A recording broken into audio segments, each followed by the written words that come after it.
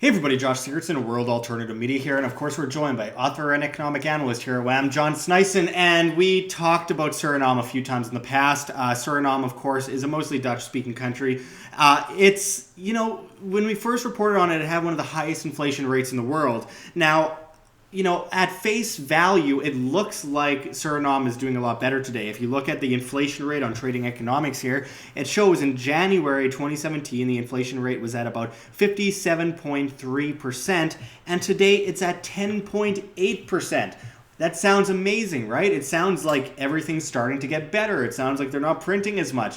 Well, the truth, of course, is not so. John, can you go into some of the stats you found that are, to say the least, they're alarming? Yeah, they definitely are. And you look at the stats of the Suriname currency, it's currently at 7.42 to a US dollar. Comparing to just just over a year ago, it was 3.30. So take a look at that. That means that Surinames have lost a lot of money if they had it saved and they needed to buy something outside their country. They lost a tremendous amount of value in their savings. It's a devaluation of over 50% of their currency, which is massive. It's destructive beyond any means of your savings. And that just kind of scrapes the surface. There's some really terrifying stats here. Well, they're not doing good at all. And of course, with Moody's looking at downgrading them from a B1 status, they're close to junk now. They're getting there. Also, we're looking at the unemployment has gone up substantially. 9.9%. It's almost at the record high. 10 years ago, it was 10.6%. You're looking at, this is crazy. So you're looking at the interest rate in Suriname. You're looking at 25% interest rate. And where it went from will surprise you even more, because it's 12.5% it was, Josh, and it went up 100%.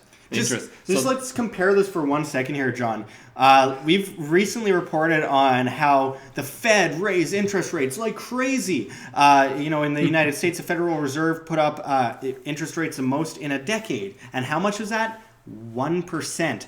25% is unbelievable. Yeah, 12.5% increase. That's what they've seen just recently, and that is just in 2017, the 12.5% increase. So that is just ridiculous in the first place. Now let's talk about the inflation rate. It looks all dandy, as Josh showed you. It's 10.8%. It shows it went from, it was as high as 80 at one point. And now we're looking at the inflation rate currently is low on the current value, but what have happened is all this inflation that have accumulated, now it is at 145%. So think about that. That's for food inflation. Yeah, your food inflation. So think about your food becoming 145% more expensive over a short period of time. You're talking about a year here when this happened. Yeah. Oh, I'm going to get bread for, $1 for a loaf of bread. Oh, actually, no, I'm going to get it for, 2.5. Yeah. That's totally ridiculous. And that is where it strikes people the hardest, because, they've been showing off, look how much we've lowered our inflation. No, it's just vast manipulation, which causes problem in the first place. It's a manipulation that drove the inflation rate up so insanely. And now it's further manipulation that brought it down to 10.8% with heightened interest rates that are just out of control. And, that can't sustain itself much longer. And it's going to jump up again. They're going to try and lower it. It's ridiculous. Looking at their government has doubled the debt to GDP. And that was 2015 numbers, so who knows what it is currently. Because that's the funny thing, government debt to GDP and government expenditure to GDP numbers, I've recently seen them at several countries, being non-existent. They were like 2014, 2015 was the latest updated numbers. So that kind of should make you think as well of, how they're reporting all these numbers. Meanwhile, they're just cutting out the ones that look really bad. Yeah.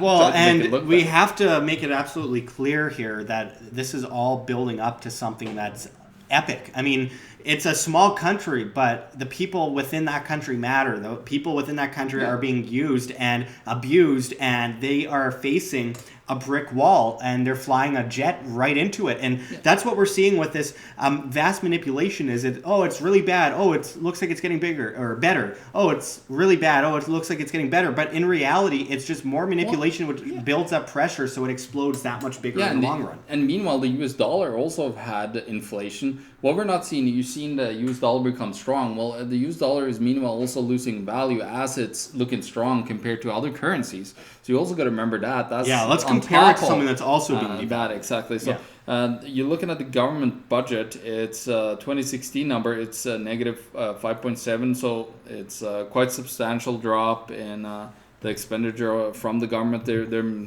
starting to spend a lot more money.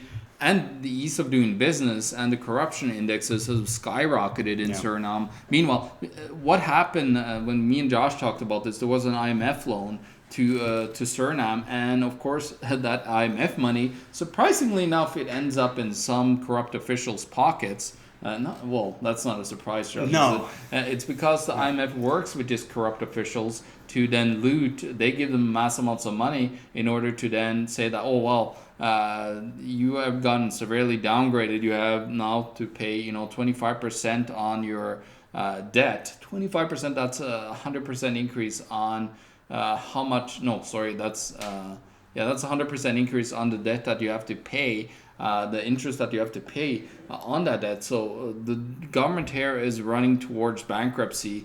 And of course, the IMF is sitting there just waiting like a pack of drooling wolves over, coyotes over a carcass that has been eaten by wolves or another predator. So that's what it is. Well, I just wanted to quickly break in there, John. It's interesting that this is always the inevitable end of centralized empire. And we just see this vast amount of centralization, and it benefits none other than the government and the central banking system. They don't care that everyone's in poverty. It benefits them because a control complex depends on the servitude of the masses. A populace in debt is a populace in servitude. A populace in fear is a populace in servitude. Where they shove you down that bottomless pit of debt, you are forced to ask for a ladder up from the government and the banking system, which puts you in perfect servitude. That's exactly where they want you. So all of this ends up working out very well for them in the long term, but not for the people. So there's not a lot of people in Suriname, but it's a populace that's in distress, and we are watching something that's based around socialization and, of course, centralization right out of the planks of communism. And I think that one thing we can learn from this is it's a smaller country, but this is the result that we're going to see in a lot of other countries as well. When you see a 25% increase in interest rates after a massive 100% increase. Basically, yeah. I mean, going from the 80% inflation rate that we saw and now 10.8%, they make it look all fine and dandy, but that's what centralization does. It just builds up pressure so it bursts bigger in the long term. If the U.S. bond went to 25%, the U.S. government would be so bankrupt they couldn't even know how much money it owed. Yeah. It would be ridiculous. So just think about it. People have seen this before. My parents, Josh's parents, and others that have had a loan back in the 80s, they saw this massive hike in interest rates. And that's what you saw just recently, what happened in Suriname. It's just that here in the big economies, they will do whatever it takes to not make that happen, because then they're bankrupt. They'd be completely bankrupt. There'd be no money left whatsoever. Can you imagine if the Fed raised interest rates 25%?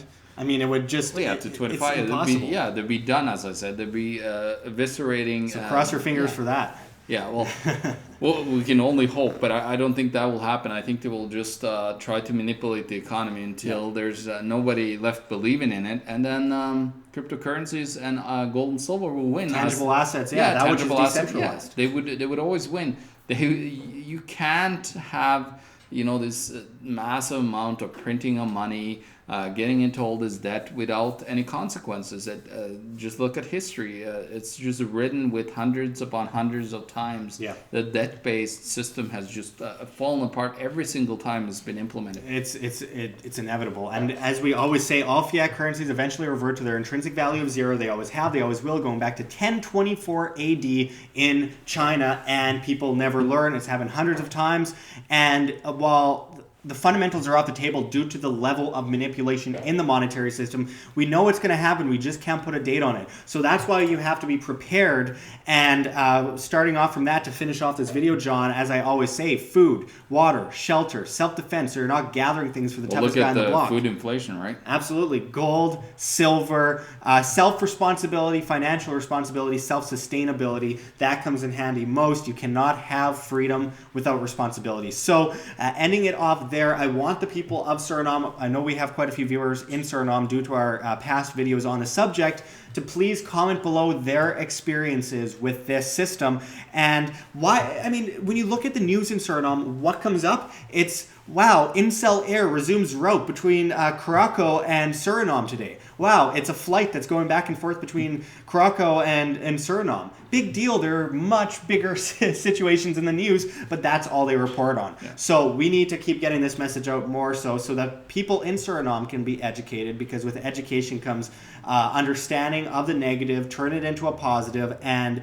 you know, be the change you wish to see in the world rather than depend on these bankers and government officials that put you in that situation in the first place to get you out of it, because it won't happen. Exactly. John? No, you're spot on, Josh. There's nothing more to say, and we just hope that you guys continue to please spread the word about this and start to understand how the system works, not, you know, going through the, as Josh said, the same political system that tried to save you, that screwed it up in the first place. They will screw it up and again. It's just ridden with people that want to get power, and they're always going to be people elevating and then stealing your money. Yeah, absolutely. It always ends like that. And at the same time, we always see that divide and conquer method used by those in power to, push the public away from actually fighting the real enemy into infighting instead. Yeah, look at the United States. Well, what we've seen in Suriname with, race issues between the natives and the Dutch. I mean, that is a distraction mechanism. Stick to what's really affecting you the most, which has nothing to do with race or ethnicity. It has to do with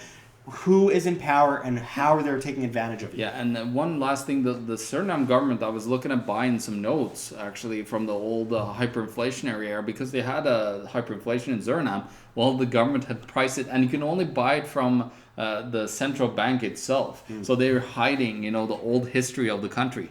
It's insanity. It's always insanity. The news is crazy, but we are here to hopefully try and simplify it a bit and help people prepare. In our opinion, these are our opinions, not financial advice, of course, because you need some kind of Keynesian degree from a terrible university in academics, and we need to be able to propagandize and tell you the wrong thing to do, which is basically the sake of going to these universities. You just need to be a salesperson that's, legislated under some kind of pseudo university thing. Yeah. It's all a joke. It's all nonsense. Anyway, so we'll finish it off right there. We went longer than we expected. So until next time, this is Josh Sigurdson and John Sneisen signing out from World Alternative Media. Find the truth, be the change. Like what you see here at WAM? Don't forget to check the links below. GoFundMe, Patreon. We can't do it without you. Any donation is very much appreciated, especially as we are so overwhelmingly demonetized and censored by YouTube as the Anti-Defamation League comes in and flags all of our content as hate speech. You can also find me at Josh Sigurdson at steemit.com. That's steemit.com, the future of social media, where you get paid in the upvote of your post via Steem, the cryptocurrency. You can also find our Bitcoin address in the description and the comments below, as well as on the screen for you to scan if you please. And don't forget to come on down to Anarchapulco in Acapulco, Mexico in February, one of the best events of the year, and you can save money on your tickets by typing in promo code WAM. That's WAM. We'll leave the link below for you, and until next time, don't forget to subscribe. This is Josh Sigurdson signing out from World Alternative Media. Find the truth, be the change.